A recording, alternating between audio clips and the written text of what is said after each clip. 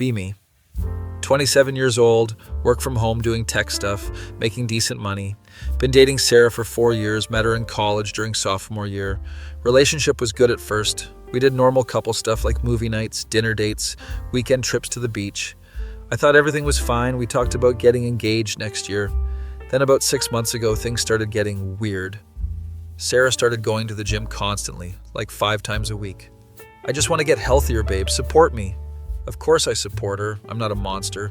Getting healthy is great. She joins this CrossFit gym called Iron Warriors, or some aggressive shit like that. Comes home every day talking about WODs and PRs and clean and jerks.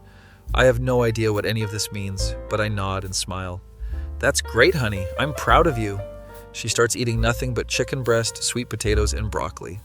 Our nice dinner dates turn into her bringing Tupperware containers to restaurants. I can't break my macros, babe. You understand? I understand, but also this is getting a bit much. 3 months into her CrossFit obsession, she starts changing in other ways. Suddenly my job is too sedentary and I should be more active. I work from home doing tech work. What does she expect? Jumping jacks between code reviews? She suggests I join her CrossFit gym. I go once to make her happy. It's literally a warehouse with weights and people screaming.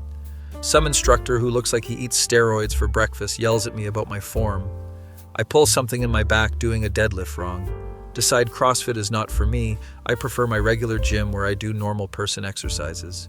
Sarah is disappointed. You're not even trying to better yourself. I've been going to the gym 3 times a week for years. I'm in decent shape. But apparently if you're not doing handstand push-ups and throwing weights around, you're lazy. She starts coming home later and later from the gym. We went out for post-workout smoothies. The crew wanted to practice rope climbs after class. We're doing a nutrition seminar. It's important for my fitness journey. I'm starting to feel like the gym is her actual boyfriend, and I'm the side piece. 4 months into CrossFit, she drops a bomb on me. We're sitting on the couch watching Netflix. While I'm watching, she's scrolling Instagram looking at fitness influencers. We need to talk. Those 4 words that every man dreads. My stomach drops. I don't think this is working anymore. What? You're just so boring. All you do is work, play video games, and watch TV. I also cook dinner, do laundry, plan our vacations, handle all our bills, but sure, I'm boring. I need someone who matches my energy, someone who's passionate about life and fitness. She's been at CrossFit for 4 months, and suddenly I'm not good enough. I think we want different things. I need adventure and excitement. Adventure, right? Like doing burpees in a warehouse is peak adventure. I ask if there's someone else. She gets defensive. Why do you always assume the worst? This is about me and my growth. That's not a no. We argue for 2 hours. I'm trying to understand what changed. You're not spontaneous anymore. When's the last time we did something exciting? We literally went to Napa Valley 3 weeks ago, but okay. She's made up her mind though, I can tell. She moves out that weekend, stays with her friend Jessica. I'm devastated, 4 years down the drain because I don't want to do Olympic lifts. Spend the next 2 weeks in a depression hole eating pizza and playing video games. My friends try to cheer me up. Bro, she was getting weird anyway. You dodged a bullet. Doesn't feel like dodging a bullet. Feels like getting shot. Month passes, I'm slowly getting back to normal. Focusing on work, hanging out with friends, trying to move on. Then I see it on Instagram. Sarah posted a photo with some dude. Not just any dude. The most stereotypical CrossFit bro I've ever seen. This guy is jacked, like his muscles have muscles. Tight tank top that says train insane or remain the same in aggressive font. Backwards hat, tribal tattoo on his shoulder, the whole package. Caption, found my adventure partner. Are you serious right now? I scroll through his profile like a masochist. His name is Brett. Of course it's Brett. It couldn't be like a normal name. Every single photo is him working out, flexing, or drinking a protein shake.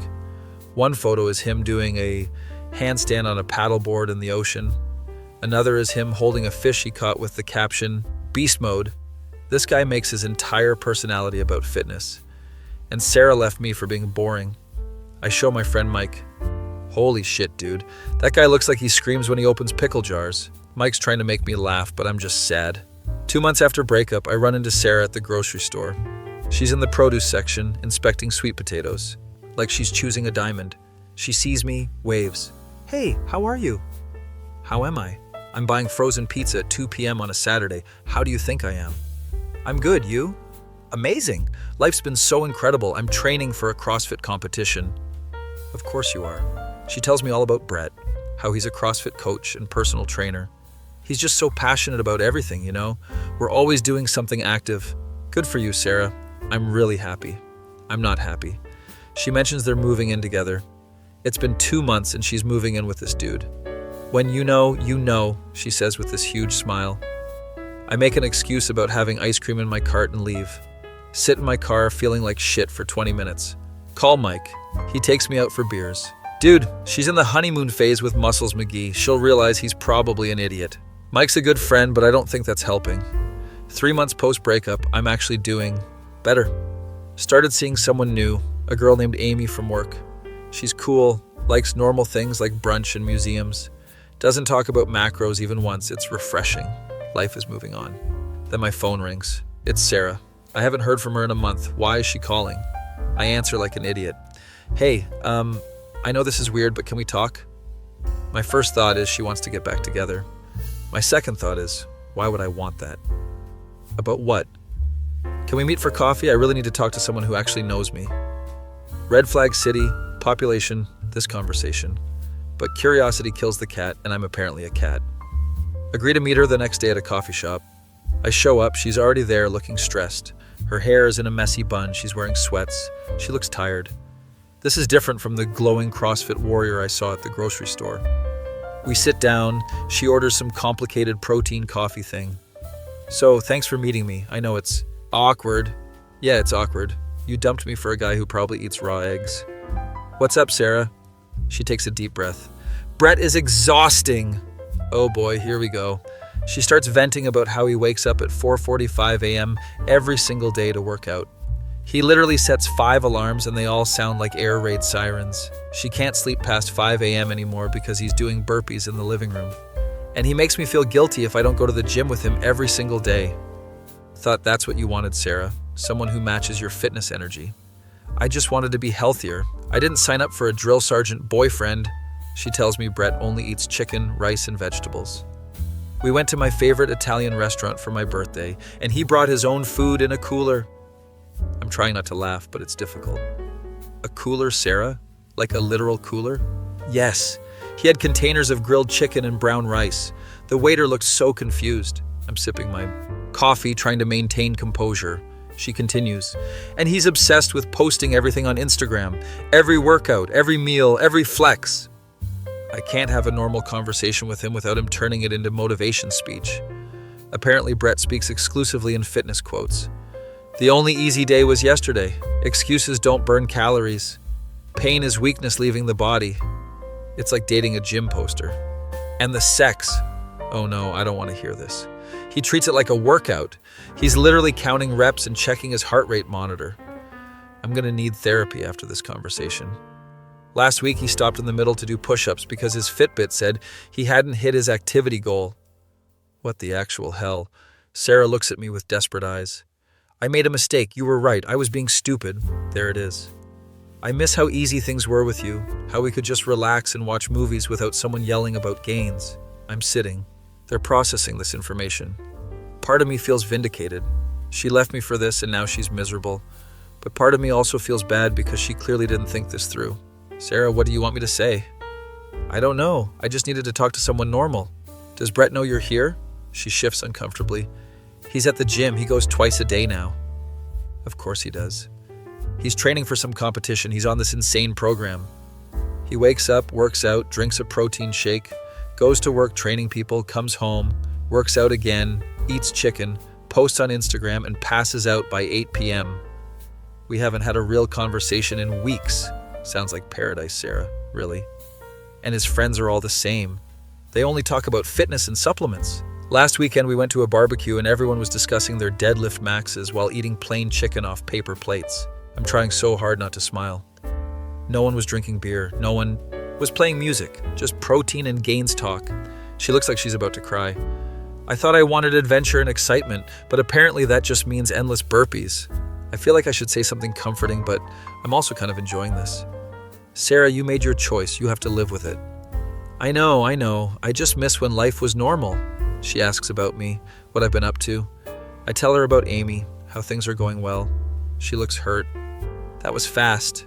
You moved in with Brett after 2 months, Sarah. Amy sounds nice. She doesn't sound happy about it. We finish our coffee. She thanks me for listening. Can we do this again? I really need someone to talk to who isn't constantly in competition mode. I tell her I'll think about it. I will not be doing this again. Drive home feeling weird mixture of satisfaction and sadness. Satisfaction because I was right. She was making a mistake.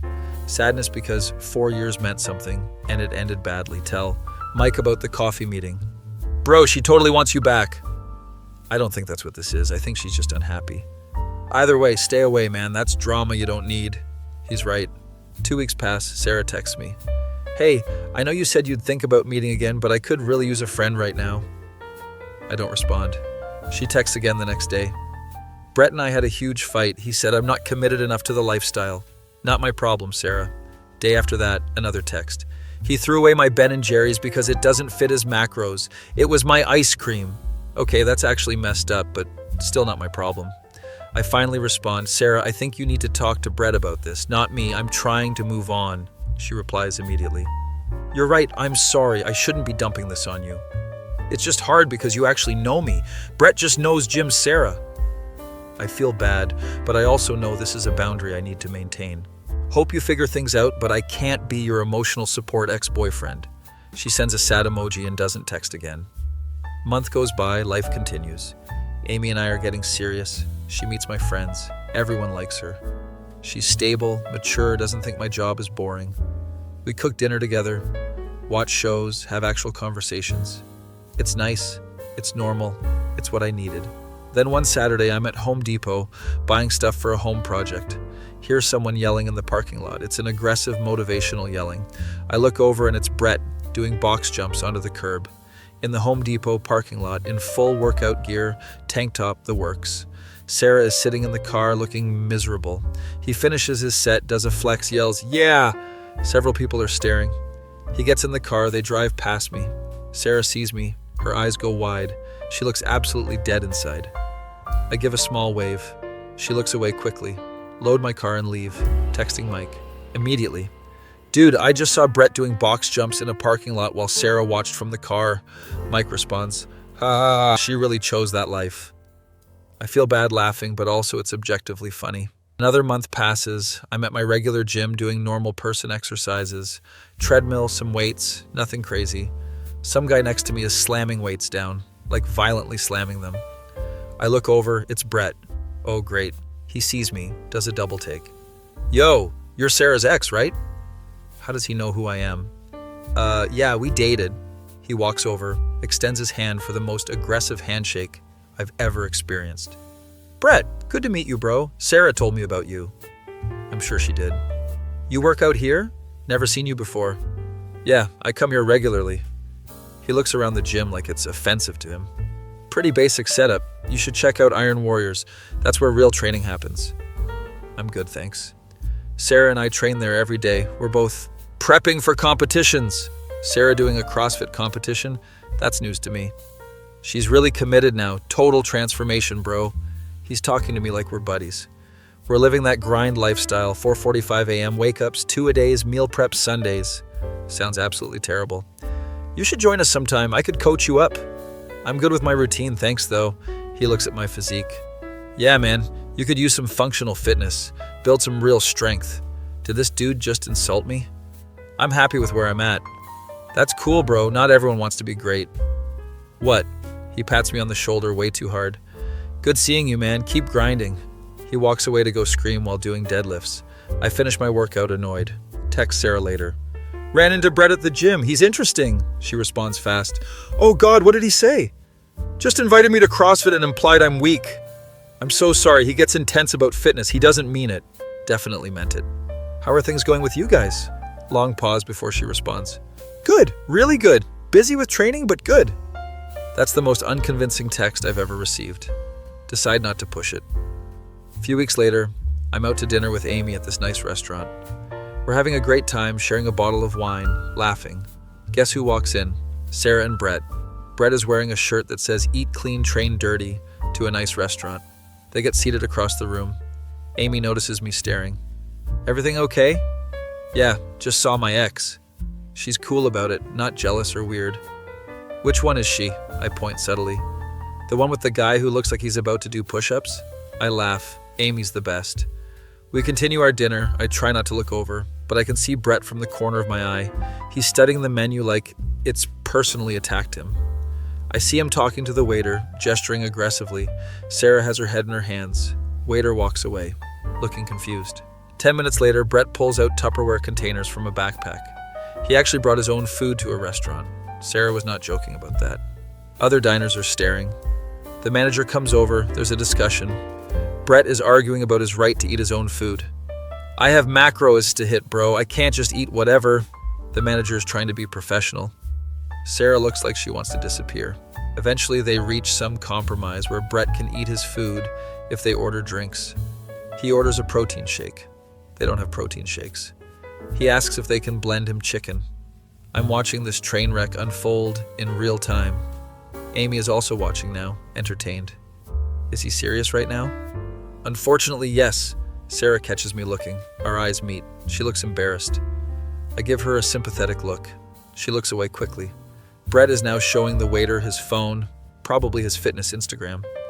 Amy and I finish our dinner, pay, and leave. As we walk past their table, Brett waves. Yo, gym bro, what's up, man? I wave back awkwardly. Sarah doesn't look up. In the car, Amy asks about Sarah. I tell her the whole story.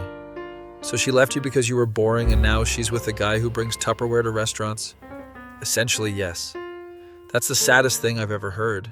We laugh about it, but I actually feel bad for Sarah. She clearly didn't think this through. Next day, Sarah texts me. I'm so embarrassed about last night. It's fine, Brett is Brett. I can't take him anywhere normal. Last week we got kicked out of a movie theater because he was doing calf raises in the aisle. What? He said sitting for 2 hours would make him lose gains. This man is insane. Sarah, why are you still with him? Long pause. I don't know. I guess I feel like I have to see it through. I made this choice. Sunk cost fallacy is real. You don't have to stay in something that makes you miserable. But what if I'm just being weak? What if I need to be more committed like he says? Oh no, he's getting in her head. Sarah, you're not weak for wanting a normal relationship. Brett says comfort is the enemy of progress. Brett says a lot of things. Does Brett make you happy? Another long pause. I'm not sure I know what happy means anymore. I just know I'm tired. Tired from working out? Tired from everything. The workouts, the meal prep, the 4 a.m. wake-ups, the constant Instagram, the flex competitions with his gym friends. Then maybe it's time to have a serious conversation with him. I can't. He'll say I'm making excuses and being soft. This is concerning. Sarah, that's not healthy. I know, I don't know what to do. I want to help, but also this isn't my responsibility. Maybe take some space, figure out what you want, not what Brett wants. You're right. Thanks for listening. I know I shouldn't be talking to you about this.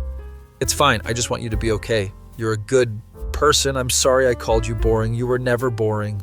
Little late for that, Sarah, but I appreciate it. We stop texting, I go back to my normal life. Amy and I are getting really serious, talking about moving in together. My life is genuinely good right now. Then 2 months later, Mike sends me a screenshot. It's from Instagram. Sarah posted a photo. She's at Iron Warriors gym doing some CrossFit exercise. But she looks different. She's way more muscular, almost too muscular for her frame. The caption, pain is weakness leaving the body, competition in 2 weeks. This doesn't sound like Sarah at all. Mike adds, bro, she's becoming Brett. I scroll through her recent posts. Every single one is gym related. Gone are the food pics, the travel photos, the fun stuff. Just workouts, meal prep, and motivational quotes. She's literally lost her entire personality to CrossFit. I feel sad looking at it. Whatever happened to the girl who loved trying new restaurants and binge watching TV? Shows? She's been completely absorbed into Brett's lifestyle. My face when I dodged a bullet so hard it went into orbit, and I realized being called boring was actually a compliment. Be me. Fast forward 2 weeks after seeing Sarah's transformation posts. I'm at home with Amy, we're cooking dinner together and watching a movie. Life is peaceful, normal, exactly what I need. My phone buzzes. It's a text from a number I don't recognize. Hey, this is Jessica, Sarah's friend. Can you call me? It's important. Oh no. I step outside and call her back. Thank God you answered. I need your help with Sarah. Apparently Sarah competed in the CrossFit competition yesterday. She injured herself trying to lift too much weight. She tore something in her shoulder. She's in so much pain, but Brett is telling her to push through it. Are you serious right now? He said pain is just mental and she needs to be tougher. This guy is going to get her permanently injured. She won't listen to me. She just keeps saying Brett knows best because he's a coach. Jessica sounds desperate. Can you please talk to her? She actually listened to you at the coffee shop. I don't want to get involved, but also Sarah could seriously hurt herself. Send me her address. I'll go check on her. Jessica sends it immediately, thanks me profusely. I tell Amy what's happening. She's understanding. Go make sure she's okay. Just don't get sucked back into drama. Drive to Sarah and Brett's apartment.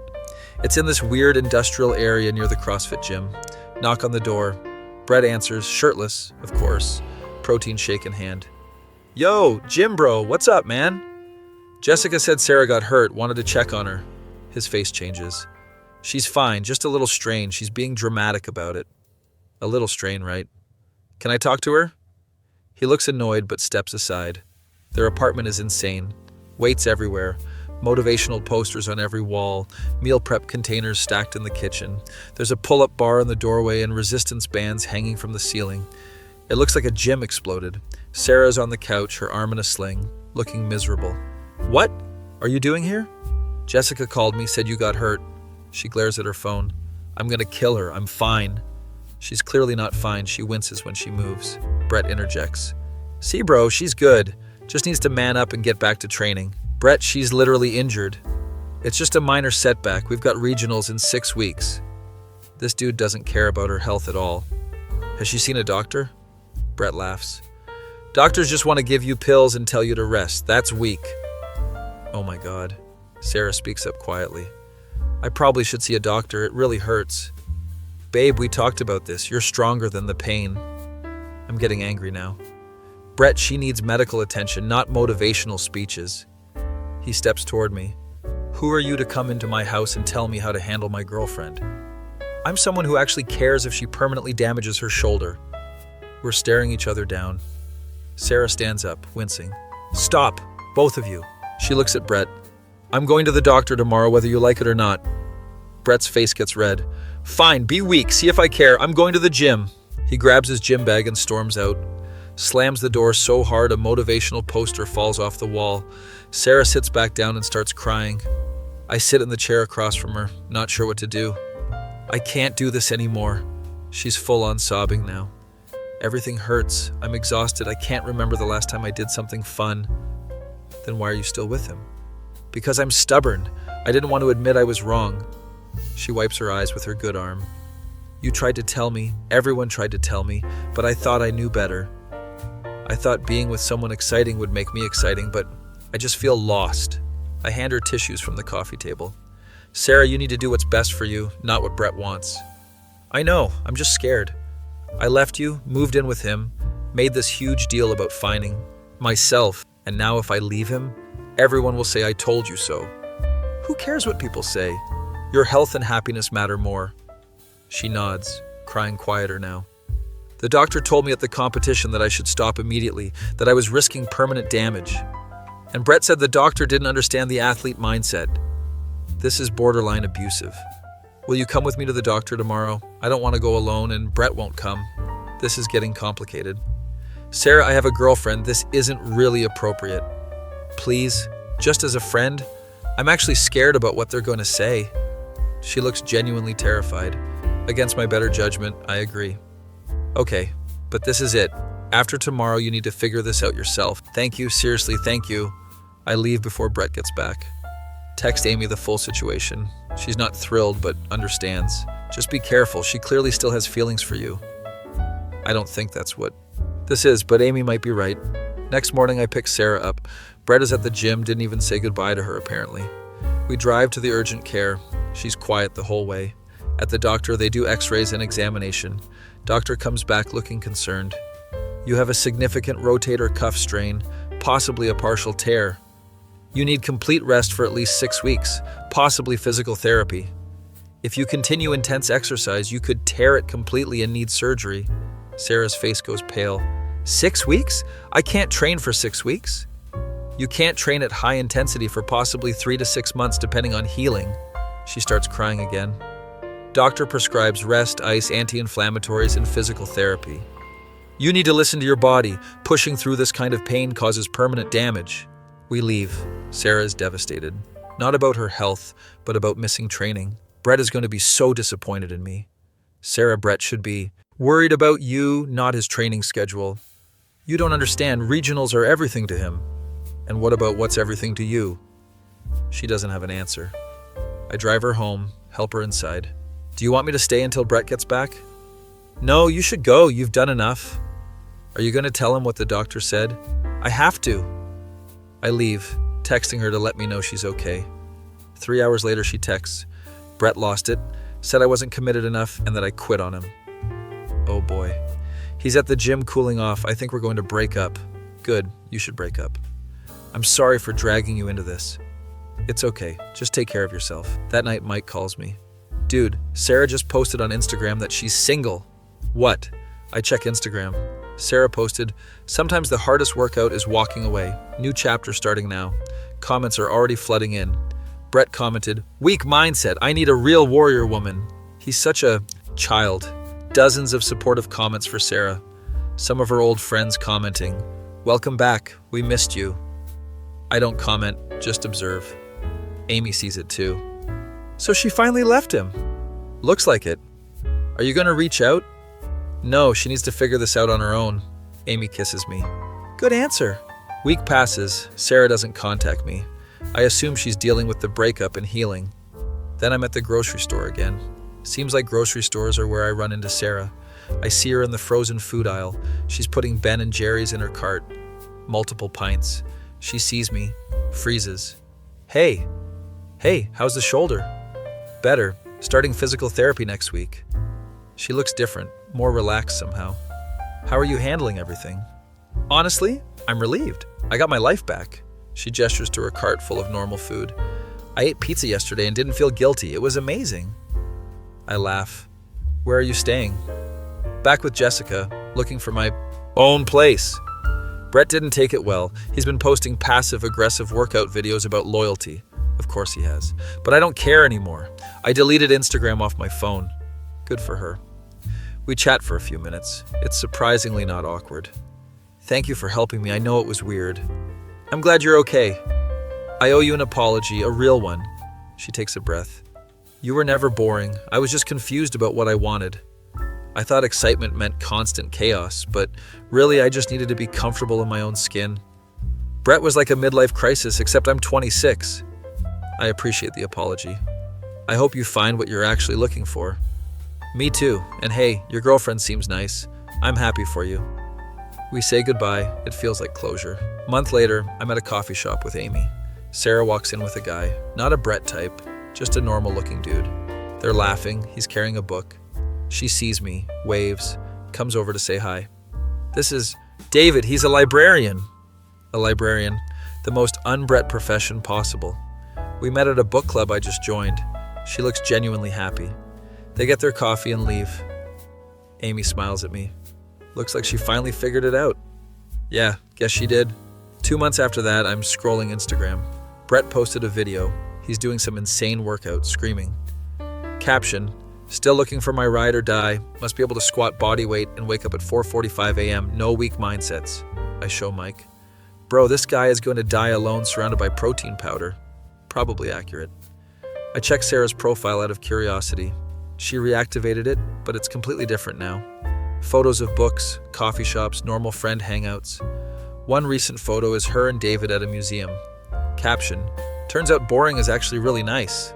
I smile. Good for you, Sarah. 6 months after the whole disaster, Amy and I move in together.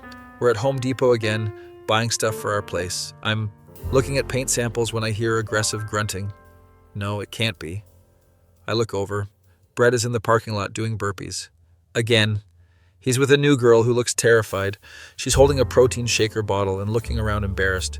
Come on, babe. Pain is weakness leaving the body. The girl looks like she wants to leave. Some things never change. I grab Amy's hand. Let's go before he sees me. We quickly load our stuff and drive away. Year after the breakup, Sarah sends me a friend request on Facebook. I accept it. She messages me. Hey, hope this isn't weird. David and I just got engaged. I congratulate her. Thanks for being there when I needed it, even though I didn't deserve it. You probably saved me from a lot worse injuries and a lot more misery. I tell her I'm happy for her. She sends a photo of the ring. It's nice, simple, not covered in kettlebell engravings or whatever Brett would have done. David proposed at a library during a special exhibit on rare books. That's actually really sweet. He's kind, patient, and thinks my ideal Friday night of takeout and Netflix is perfect.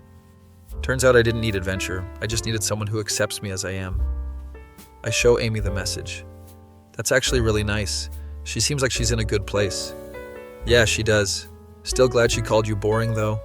Honestly, yeah, led me to you. Amy kisses me. Life is good, boring and good. A few months later, I'm at a wedding. My friend from college is getting married. At the reception, someone taps my shoulder. It's Sarah and David. They were invited too. We chat, catch up. It's actually nice. David is cool. We bond over normal guy stuff like movies and food. Sarah told me the Brett story. That guy sounds insane. He really was, Sarah laughs. I can laugh about it now, but I was really lost for a while. I kept trying to be someone I'm not because I thought that's what being an adult meant. Turns out being an adult just means knowing what makes you happy and doing that. We dance at the wedding, all four of us. It's nice seeing Sarah genuinely happy. Later that night, Amy and I are driving home. That was nice seeing her doing well. Yeah, took a crazy detour, but she got there. Do you ever wonder what would have happened if she never left? Sometimes, but I think we both needed to grow. Plus, I never would have met you. Amy smiles. So Brett was actually good for something. His aggressive burpees brought us together. We laugh. Epilogue. 2 years after the breakup. I'm married to Amy now. We have a dog. Life is peaceful. I'm at the vet with our dog when I see a familiar face. It's Brett. He's there with a puppy and another new girlfriend. She looks exhausted and is wearing a CrossFit gym shirt. Yo, gym bro, he still calls me that. What's up, Brett? This is Chelsea. We train together. Of course you do. That your dog? Yeah, this is Max. Brett bends down to pet Max. Good-looking dog, bro. You take him on runs? Sometimes. You should bring him to the gym. We have outdoor workouts. I'm good, thanks. Chelsea looks at me with pleading eyes. She's clearly in the same cycle Sarah was in. I want to warn her, but it's not my place. Brett's phone rings. Yo, I gotta take this. It's my supplement sponsor. He walks outside. Chelsea immediately turns to me. Are you the ex-boyfriend of his ex-girlfriend, Sarah? Yeah. Oh, thank God, I found your Instagram. I need advice. Oh no, not again. He's making me do 2 workouts a day and I'm exhausted. We've been dating 3 months and I've gained 15 pounds of muscle. I didn't want to get this big. History repeating itself. You need to talk to him about what you want. I tried. He said I'm not committed to the lifestyle. Same script, different girl. Brett comes back in. All right, babe, let's go. We got to work out in 20 minutes. Chelsea looks at me desperately. I write my Instagram on a piece of paper, hand it to her, secretly. If you need advice, message me. She nods gratefully. They leave. Brett doing lunges to the car. Vet tech saw the whole thing. That guy comes in here all the time with different girlfriends. They all look miserable. Some people never learn. I think about texting Sarah about it, but decide not to. She's moved on. No need to bring up the past. Drive home with Max. Amy is cooking dinner when I get back. How was the vet? Saw Brett with another victim. Oh no, seriously? I tell her about Chelsea. Should we warn her? I gave her my Instagram if she wants advice, but she has to figure it out herself. That's probably smart. We eat dinner, watch TV, go to bed at a reasonable hour. My life is boring. I have a normal job, normal hobbies, normal routine. And it's perfect. Wake up at a reasonable hour, not 4:45 a.m. Eat normal food, not just chicken and broccoli. Work out at my own pace, not screaming in a warehouse. Spend time with my wife doing regular couple stuff. No drama, no competitions, no aggressive motivational speeches. A few weeks later, Chelsea messages me on Instagram. I broke up with Brett. Thank you for the encouragement. He called me weak and said I gave up on greatness. But I'm just tired of eating out of Tupperware. I send her a supportive message. She thanks me and says she's taking time to figure out what she wants. Good for her. I tell Amy about it. You're like the Brett Survivor support group. Maybe I should start a Facebook group. We laugh. Life continues being wonderfully boring. No burpees in parking lots, no meal prep drama, no 4:45 a.m. alarm clocks. Just me, my wife, my dog, and my peaceful, boring life. Sarah was right about one thing, though. Boring is actually really nice. Run into Sarah one last time at a coffee shop a year later. She's pregnant, glowing, happy. David and I are having a baby. I congratulate her, introduce her to Amy properly. They hit it off immediately. We end up having coffee together, the four of us. David tells funny stories about library patrons. Sarah talks about decorating the nursery. Amy shares wedding planning stories. I just sit back and appreciate how normal and nice this is. As we're leaving, Sarah pulls me aside. Thank you, seriously, for everything. If you hadn't helped me that day I got injured, I might have permanently damaged my shoulder. And more importantly, I might have stayed way longer trying to prove I wasn't weak. I'm sorry I called you boring. You were exactly what I needed, and I was too stupid to see it. I give her a hug. I'm glad you found your person. You too? Amy's perfect for you. We go our separate ways. In the car, Amy asks what Sarah said. I tell her, that's really sweet, actually. Yeah, closure feels good. So no regrets about being called boring. None whatsoever. Boring means stable, reliable, present. Boring means I'm home for dinner, not doing box jumps in parking lots. Boring means we can watch TV without someone yelling about wasted time. Amy laughs. I love our boring life. Me too.